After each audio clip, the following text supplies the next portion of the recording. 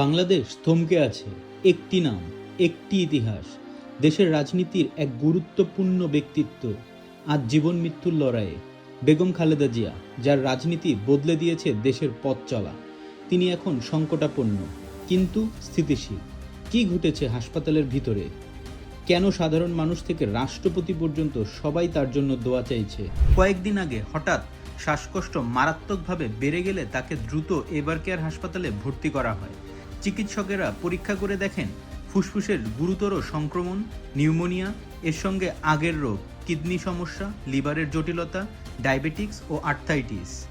এই রোগগুলোর যে কোনো একটি চিকিৎসা দিতে গেলেই অন্যগুলোতে পড়ে নেতিবাচক প্রভাব। ঠিক এই কারণেই তাকে কেবিন থেকে সরিয়ে নেওয়া হয় সিসিইউতে। শনিবার সকাল এভার কেয়ার হাসপাতালের সামনে হঠাৎ দেখা যায় জাতীয় নাগরিক পার্টি এনসিপির ৩ নেতা নাসিরুদ্দিন পাটোয়ারি, তাসনিম জারা, হাসানাত আবদুল্লাহ। হাসপাতাল থেকে বের হয়ে নাসিরুদ্দিন বলেন, খালেদা জিয়ার অবস্থা সংকটাপন্ন কিন্তু স্থিতিশীল। তিনি সজাগ, সচেতন, চিকিৎসকদের নির্দেশনা অনুসরণ করছেন। তাসনিম জারা যোগ করেন, তিনি লড়াই করছেন, হাল ছাড়েননি। সঙ্গীন অবস্থায়ও তিনি ফাইট করে যাচ্ছেন। সারা দেশের রাজনীতিতে যেন নেমে এসেছে এক নীরবতা। বিএনপির মহাসচিব মির্জা ফখরুল ইসলাম আলমগীর গতকালকেই বলেছেন, খালেদা জিয়ার অবস্থা অত্যন্ত সংকটাপন্ন। এদিকে অন্তর্বর্তী সরকারের প্রধান উপদেষ্টা ডক্টর মোহাম্মদ ইউনূসও দেশবাসীর কাছে দোয়া চেয়েছেন।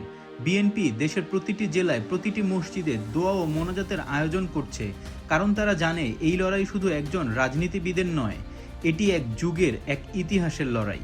চিকিৎসকেরা জানিয়েছেন এই অবস্থায় তাকে বিদেশে নেওয়া সম্ভব নয়। শুধু যদি তিনি কিছুটা স্টেবল হন, তাহলেই তাকে লন্ডন বা সিঙ্গাপুরে নেয়ার ব্যবস্থা শুরু হবে। তার উপদেষ্টা মেজর জেনারেল অবসরপ্রাপ্ত ফজলে এলাহি আকবর বলেন, স্টেবল হলেই বিদেশে নেওয়া হবে ম্যাডামকে। এদিকে খালেদা জিয়ার পরিবারের ঘনিষ্ঠরা জানিয়েছেন, কাতারের সঙ্গে এয়ার অ্যাম্বুলেন্সের বিষয়ে প্রাথমিক যোগাযোগও হয়েছে। ঠিক এমন সংকটময় মুহূর্তে আজ ভোরে লন্ডন থেকে এলো এক আবেগপূর্ণ বার্তা। বিএনপির ভারপ্রাপ্ত চেয়ারম্যান তারেক রহমান নিজের ফেসবুক পেজে মায়ের প্রতি সন্তানের গভীর অনুভূতি তুলে ধরেছেন। তিনি লিখেছেন, সংকটকালে মায়ের স্নেহ স্পর্শ পাওয়ার আকাঙ্ক্ষা যে কোনো সন্তানের মতো আমারও রয়েছে। অনেকে ভেবেছিলেন এ অবস্থায় হয়তো তিনি দেশে ফিরবেন, কিন্তু তিনি জানালেন, এখন দেশে ফেরার সিদ্ধান্ত আমার একক নিয়ন্ত্রণাধীন নয়। রাজনৈতিক বাস্তবতা, আইনি বাধা, নিরাপত্তা সব মিলিয়ে পরিস্থিতি অত্যন্ত স্পর্শকাতর। তবুও তিনি আশাবাদী, পরিস্থিতি প্রত্যাশিত পর্যায়ে উপনীত হলেই স্বদেশ প্রত্যাবর্তনের আমার দীর্ঘ প্রতীক্ষার অবসান ঘটবে।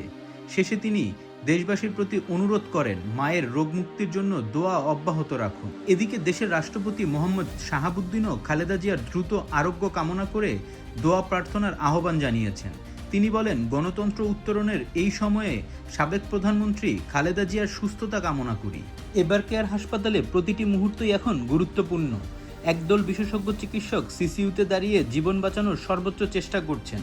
তার অবস্থা গত 2 দিনে কোনো উন্নতি হয়নি। চিকিৎসকদের এমনটাই মন্তব্য। তাই পুরো দেশ এখন অপেক্ষা করছে, প্রতিটি খবর, প্রতিটি আপডেট এক অনিশ্চয়তার মাঝে। বেগম খালেদা জিয়া একদিকে একজন মা, একজন রাজনৈতিক আইকন, একজন সাবেক প্রধানমন্ত্রী, অন্যদিকে বাংলাদেশের ইতিহাসের একটি অধ্যায়। আজ তিনি লড়াই করছেন নিঃসন্দেহে, ধৈর্য নিয়ে, চিকিৎসকদের সঙ্গে, নিজের ইচ্ছাশক্তি নিয়ে। এই মুহূর্তে পুরো দেশ একটাই প্রার্থনা করছে, তিনি সুস্থ হয়ে ফিরে আসুন। ধন্যবাদ।